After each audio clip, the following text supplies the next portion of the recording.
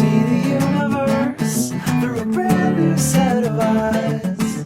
The most famous equation in physics. No, the most famous equation in all of science and mathematics is Einstein's E equals mc squared. Even some physics veterans seem to misinterpret this little gem, so let's look at it carefully. First, let's agree on what the symbols mean.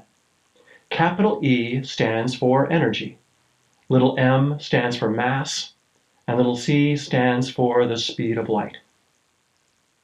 Second, let's see what this equation does not say. Even though c is the speed of light, this equation does not describe what happens when mass moves at the speed of light. There's no evidence that anything with mass ever moves at the speed of light, far less at the speed of light squared, whatever that means. This equation also does not describe how mass turns into energy, or vice versa. This equation does not specifically describe a transformation of anything. To understand what E equals mc squared really means, we need to look very carefully at each of its three elements.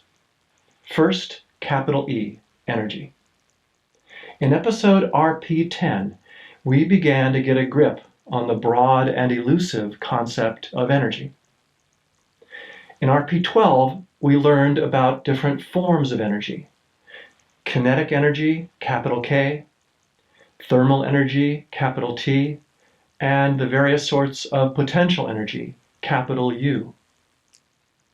But the capital E in E equals mc squared stands for energy in general, any energy in any form. Even nuclear energy has no special connection to E equals mc squared. Next, c, the speed of light. This is the only concrete number in the equation. E and m are variables. They're the correlated actors in this little drama. But c is static. It's just a number with units. It's a physics constant that we can easily look up. Every physics authority agrees that the speed of light is very nearly 300 million meters per second. 3 times 10 to the 8th power meters per second.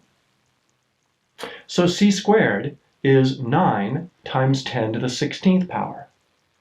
And the units of c squared are meters squared over seconds squared. Let's round off c squared to 10 to the 17th power meters squared per second squared.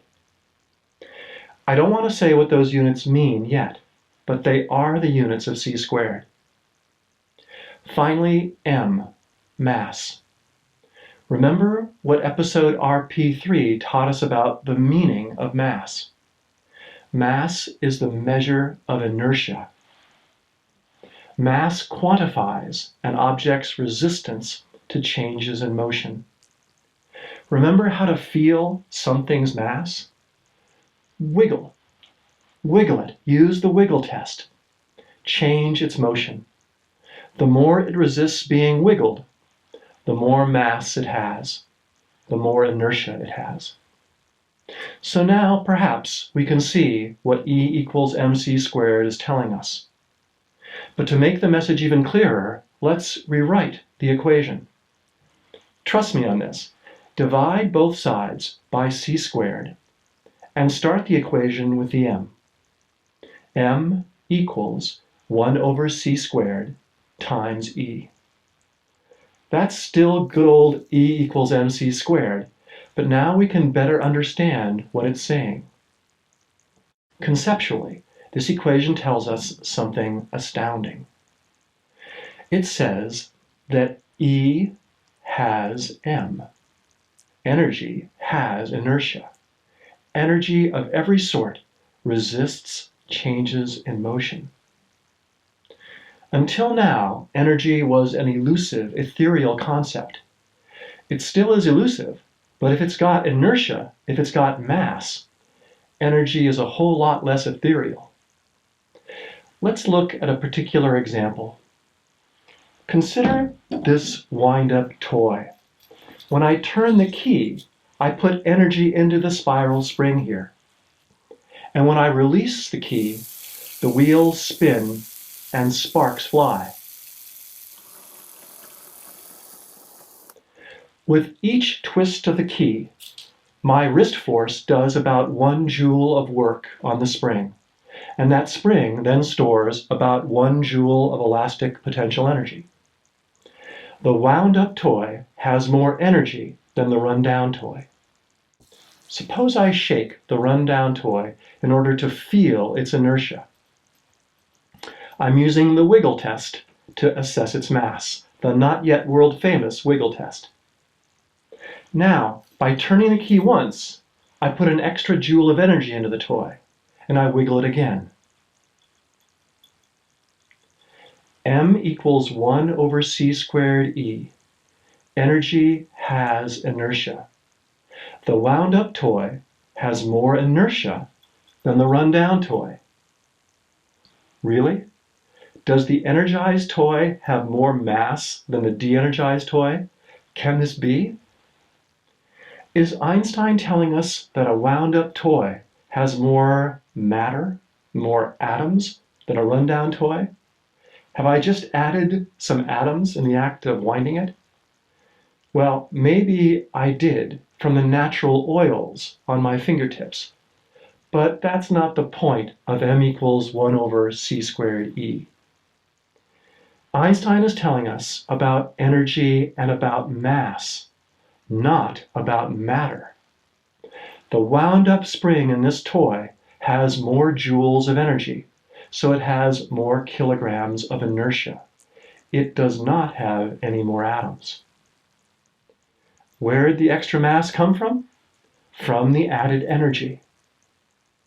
Let's actually calculate how much more mass the energized toy has than the de-energized toy. M equals 1 over c squared E. For 1 turn of the key, E is about 1 joule of energy. But to calculate M, we have to multiply that 1 joule by the coefficient 1 over c squared. Here goes. E equals 1 joule. C squared equals nearly 10 to the 17 meters squared per second squared. So M equals 1 over c squared times E equals 1 over 10 to the 17 meters squared per second squared times 1 joule. The arithmetic is easy. The numbers give 10 to the minus 17. But what about the units? There's an easy way and a hard way to figure out how these units simplify. The easy way is to see that since the equation is valid, and since we've used only SI units from the start, then the output units must be SI, the SI units of mass. The output units must be kilograms. The hard way requires us to express the joule in terms of the fundamental SI units, that is, in terms of meters, kilograms, and seconds. And then see what the multiplication actually gives us. Sure enough, since a joule is a kilogram meter squared per second squared, when I multiply a joule by the units of 1 over c squared, I do get kilograms. So 1 joule of energy has 10 to the minus 17 kilograms of mass. 10 to the minus 17. There's no way I can detect that incredibly tiny increase in inertia. In fact, there is no way known to detect such a tiny increase in mass. No macroscopic wiggle test, no matter how sensitive, will reveal it. I was just pretending. But physicists have no doubt about it. Every joule of energy has 10 to the minus 17 kilograms of mass. E equals mc squared has been tested in a million ways, and it's always been verified. Energy has inertia. So the best way to think of m equals 1 over c squared E is as a units conversion formula.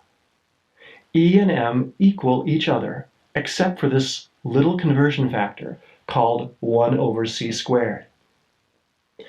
Einstein is telling us that energy and mass are two names for the same thing. 1 joule of energy is the same as 10 to the minus 17 kilograms of mass. Look, here are a couple of perfect analogies. The conversion factor between centimeters and inches is 2.54 centimeters per inch. So x centimeters equals 2.54 centimeters per inch times y inches. The conversion factor between minutes and seconds is 1/60th minute per second. So t sub m minutes equals 1 over 60 minutes per second times t sub s seconds. Similarly, the conversion factor between joules and kilograms is 1 over c squared, 10 to the minus 17 joules per kilogram. So m kilograms equals 10 to the minus 17 joules per kilogram times e joules. Writing the equation as m equals 1 over c squared e is not just a gimmick. If you'll remember it this way, you'll never forget what Einstein really discovered. Energy E has inertia m. And 1 over c squared is the conversion factor that tells us how many kilograms of inertia each joule of energy has. But we can still write the formula the old-fashioned way, E equals c squared m. Note that we should still put the constant before the variable on the right-hand side. That's always the correct way to write a formula. Constants first, then variables. Nobody writes the circumference of a circle as c equals diameter times pi. We put the constant pi on the right-hand side first. C equals pi times diameter. Likewise, E equals c squared m. Oh well, write it however you like, but always think about what it means.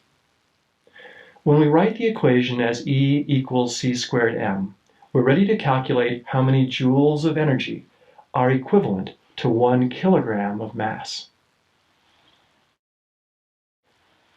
E equals c squared m equals 1 kilogram, and c squared equals nearly 10 to the 17 meters squared per second squared, which is 10 to the 17 joules per kilogram. So E equals c squared times m equals 10 to the 17 joules per kilogram times 1 kilogram. That's 10 to the 17th joules of energy inherent in every kilogram of mass. Good grief, 1 kilogram of mass equals 10 to the 17th joules of energy. That's roughly the energy of the largest human-made nuclear explosion ever. This is 10 to the 17th joules of energy. Fortunately, it's congealed as mass, not liberated and randomized as heat. Otherwise, it would incinerate much of the San Francisco Bay Area. Let's consider two more examples of energetic inertia. Here's a D-cell battery that's dead.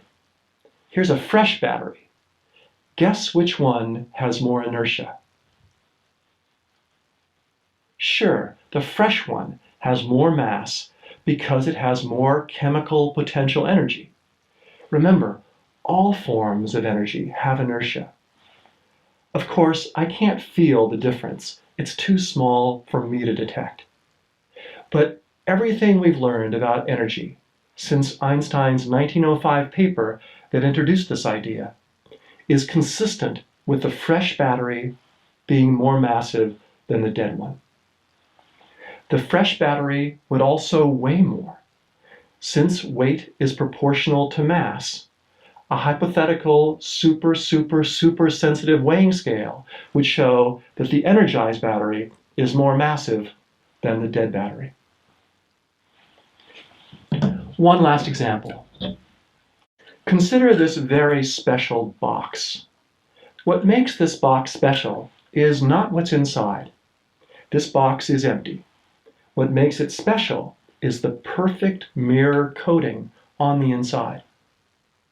Suppose this box's inside walls really could reflect light perfectly. Perfect reflection and zero absorption. No absorption means that a beam of light could bounce around in there forever. Now, suppose I wiggle this empty box to determine its inertia.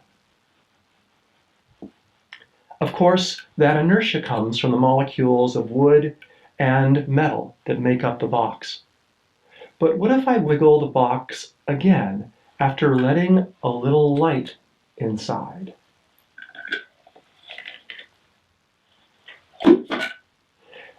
Now, when I perform the wiggle test, I detect the inertia of the wood, of the metal, and of the light that's bouncing around inside. Since light has energy, it also has inertia. All energy has inertia. E equals mc squared, which I write as m equals 1 over c squared e, says that energy has inertia. 1 joule of energy has a little inertia. 1 kilogram of mass has a lot of energy. Kilograms and joules are 2 units for quantifying the same thing. Mass and energy are 2 names for the same thing. Once we understand it, Einstein's insight is astounding, no matter how we write it.